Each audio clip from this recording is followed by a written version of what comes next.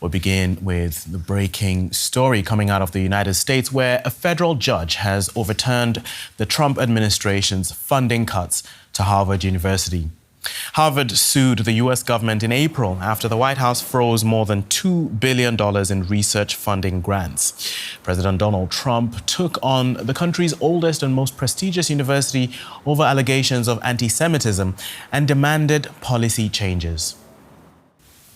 DW correspondent Benjamin Alvarez-Gruber is in Washington, D.C. following the story for us. Benjamin, tell us more about this ruling.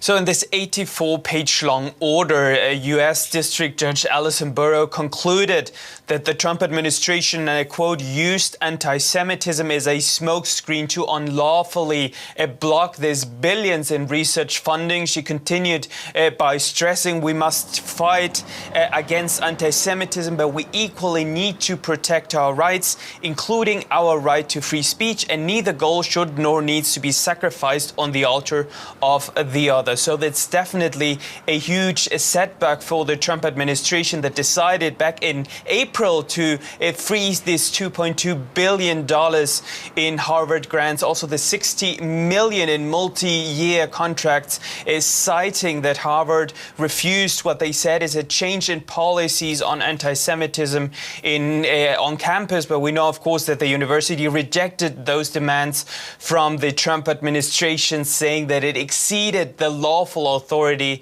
of the executive branch and infringed on both the university's independence and also on its constitutional rights. And help us understand how significant, how big a legal victory this is for Harvard University, especially coming against the might of the Trump administration. That's right, and that's why many see that the Trump administration has been taking this really strong stance against Harvard University, one of the best well-known universities worldwide, because they never back down. We were there a couple of times, spoke especially also to international students, and they told us also back then, and also do several press releases that they sent out over these last couple of weeks, asking and pressuring the leadership of the university to not back down, to not just find this deal through a backdoor kind of with the Trump administration.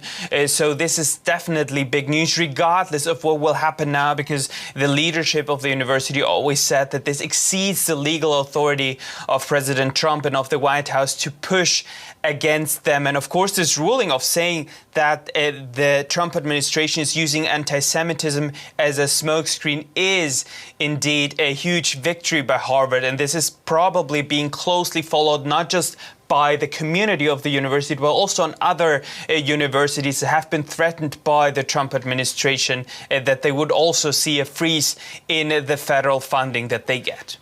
Okay, DW correspondent Benjamin Alvarez-Gruber in Washington, D.C. Thank you.